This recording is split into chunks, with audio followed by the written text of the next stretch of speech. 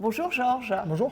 Merci pour votre contribution à ce MOOC. Vous êtes roboticien, docteur en robotique dans l'entreprise Extia. Et aujourd'hui, vous venez nous expliquer votre point de vue sur l'intelligence artificielle. Alors tout d'abord, Georges, j'aimerais savoir, c'est quoi le métier d'un roboticien? Et pour un roboticien, c'est quoi un robot? Alors c'est un problème un petit peu large, il y a beaucoup de gens qui vont avoir des définitions différentes. Pour moi, un robot, c'est un objet donc mécanique, électronique, qui va interagir avec son environnement. Et on en parlait tout à l'heure, ça va être la différence entre, par exemple, un frigidaire classique et un frigidaire un peu connecté, qui va s'apparenter plus à un robot. Le frigidaire connecté va récupérer des données de son environnement et à partir desquelles il va traiter et il va changer son comportement. Un frigidaire classique, pas du tout, il va se contenter juste de récupérer et de rafraîchir des aliments. Donc pour vous, un robot a la spécificité d'interagir avec l'environnement de façon autonome. C'est ça, tout à fait. Il y a un aspect autonomie qui est important, mais également un aspect vraiment interaction avec son environnement, donc récupération de données, et puis action, pardon, merci. Action vis-à-vis de cet environnement pour aller le modifier et réagir. D'accord. Et alors le roboticien, en quelques mots, en fait, son métier c'est quoi, un roboticien?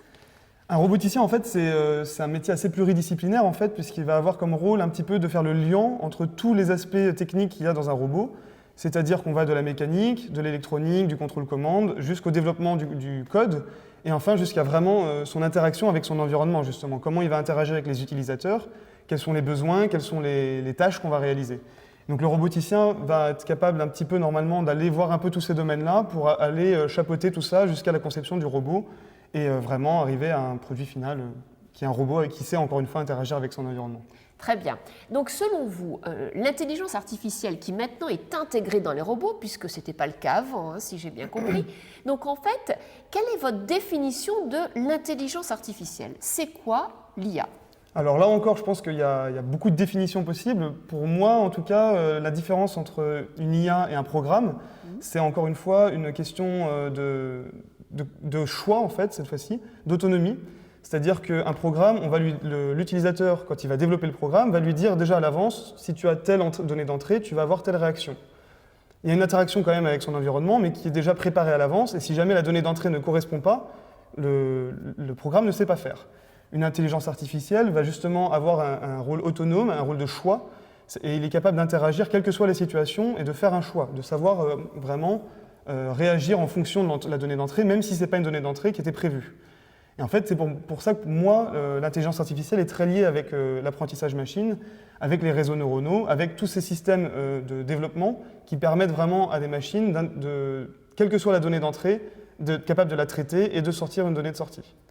Oui, donc en fait, quand on a déjà préprogrammé des choix que l'on donne à la machine, on est sur de l'algorithme, et quand on a un système qui prend lui-même et qui fait ses choix, qui prend une décision, on est sur de l'intelligence artificielle. Voilà, pour moi, c'est un peu la différence. C'est un exemple assez classique qui est, pour moi, le traitement d'image. Clairement, les robots, il y a 10 ans ou 15 ans, n'étaient pas capables de faire du traitement d'image de qualité. C'est assez moderne et c'est lié avec l'apparition de l'intelligence artificielle. Typiquement, lorsqu'on donne une image, on n'est pas capable à l'avance de traiter toutes les images possibles et de prévenir dans chaque cas, telle image, il y a ça comme donnée dedans. C'est complètement impossible pour l'utilisateur de préparer un algorithme qui ferait ça. Donc ce qu'on fait, c'est qu'on utilise des intelligences artificielles qui vont chercher des formes génériques, qui vont chercher des moyens de reconnaissance au sein d'une image pour après, quelle que soit l'image, pouvoir en tirer des données. Ceci est un visage, ceci est une chaise, je ne sais pas. Et donc je sais interagir avec le visage, je vais lui dire bonjour, mais je ne vais pas dire bonjour à la chaise. Ça, c'est uniquement une intelligence artificielle aujourd'hui qui fait ça. Très bien. De même, on peut voir des applications d'intelligence artificielle dans les déplacements, dans les traitements du son. Les robots ont beaucoup d'intelligence artificielle aujourd'hui, mais c'est vraiment lié à cette différence qui est qu'il y a un choix quelque part et il y a une donnée qu'on n'a pas pu rentrer en dur lorsqu'on a fait du développement. On sait qu'on a tellement notre environnement est tellement complexe qu'on ne peut pas prévoir tous les cas. Donc il faut qu'il y ait une intelligence derrière qui sache choisir. Très bien. Alors, autre question, on se pose la question de la robotisation des emplois avec les robots que vous nous créez en tant que roboticien. Et la question de fond, c'est qu'est-ce qui va rester à l'homme? Est-ce qu'on va être encore capable d'avoir un travail intéressant, d'avoir un travail autonome? Quelle est, vous, l'exemple que vous pourriez nous donner sur une situation où un robot est venu changer, peut-être compléter et peut-être transformer le travail humain. Alors l'exemple principal sur lequel nous on travaille aujourd'hui chez Extia, on a un projet de consortium où on essaye de fabriquer un robot d'assistance aux infirmiers. Je trouve que c'est un exemple assez pertinent puisqu'en fait donc le besoin il est assez clair, les infirmiers sont en sous-effectif, manque de temps réellement pour faire leur travail.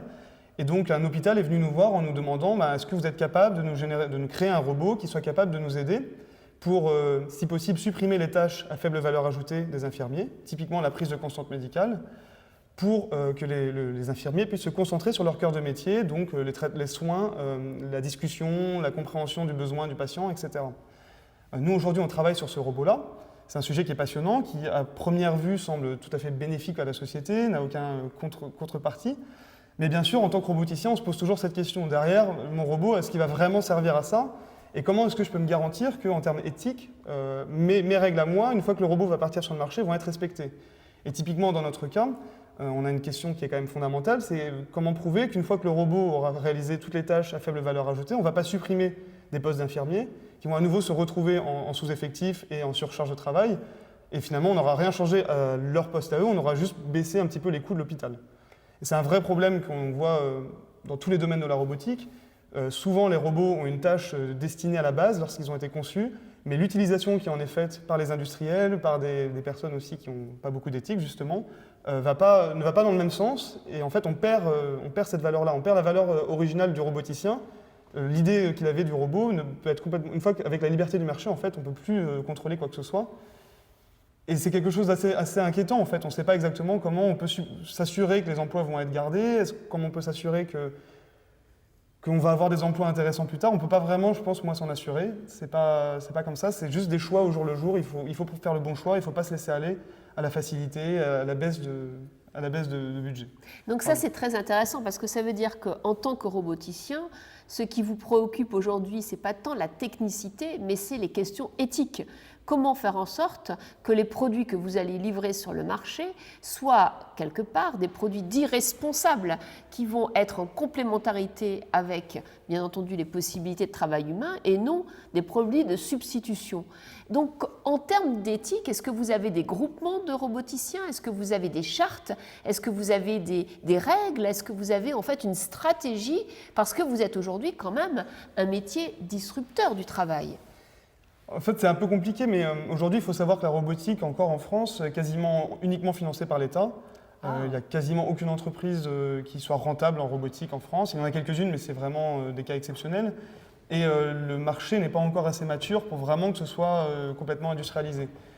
À partir de là, donc, les roboticiens français sont principalement des chercheurs qui travaillent pour l'État et donc qui sont payés par des financements publics. Aujourd'hui, il me semble qu'il n'y a pas de règles d'éthique par l'État. Il y a quelques règles en fonction de quel projet est financé, quel projet ne l'est pas, mais elles ne sont pas dites clairement. On ne sait pas clairement qu'il y a des règles d'éthique qui sont en place. Et même si les chercheurs en robotique, les chercheurs publics se réunissent tous les ans lors des GDR de robotique pour en parler, évidemment, il y a des grandes discussions en interne, des choix stratégiques, des laboratoires font des choix de s'éloigner de certains domaines et de se rapprocher d'autres parce qu'ils pensent qu'éthiquement c'est plus intéressant. Ça reste assez marginal, je pense, et globalement, le principal moteur, ça reste la concurrence internationale, je pense, et quand même, dès qu'on voit qu'il y a un sujet qui est porteur, les gens vont aller dessus sans forcément se préoccuper beaucoup de l'éthique. Donc c'est un sujet important. On pourrait demander justement à l'État quelques règles fondamentales pour que justement on finance et on soit les premiers, pourquoi pas, puisqu'on a d'excellents roboticiens, dans des domaines où les robots vont avoir une valeur éthique. Alors, dernière question. En fait, chez Extia, qui est une entreprise d'informatique, d'ingénierie, de conseil, pourquoi avoir choisi d'investir, en fait, pourquoi avoir cette idée assez magique d'intégrer un roboticien? Je pense que alors là, c'est entre autres notre PDG Arnaud Frey qui a eu cette envie. L'idée, c'est déjà d'amener les nouvelles technologies au sein de l'entreprise. C'est-à-dire que via le pôle robotique, on a pu investir dans du matériel, des imprimantes 3D, etc. Ah oui. Ce qui nous permet de faire de la formation en interne. Quasiment tous les salariés d'Extia savent maintenant se servir d'une imprimante 3D, ont au moins imprimé un petit goodies à la maison pour voir comment ça fonctionne. Le fait de voir des robots au jour le jour, de nous voir travailler sur nos projets, c'est une vertu pédagogique importante, je pense. Il y a aussi quand même une partie business, évidemment, c'est-à-dire aller diversifier l'offre de l'entreprise, essayer d'aller s'approcher de nouveaux marchés. Et puis, il y a un engouement général de la robotique. On sait qu'il y a beaucoup de choses à faire, des choses éthiquement importantes. Exia a aussi un gros problème d'éthique. On cherche vraiment à se destiner à la robotique, à l'aide à la personne.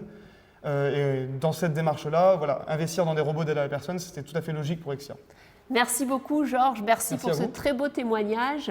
Votre PDG Arnaud Frey a déjà témoigné dans le MOOC sur les compétences numériques et on voit qu'il a déjà une longueur d'avance dans sa vision. Merci à vous. Merci beaucoup.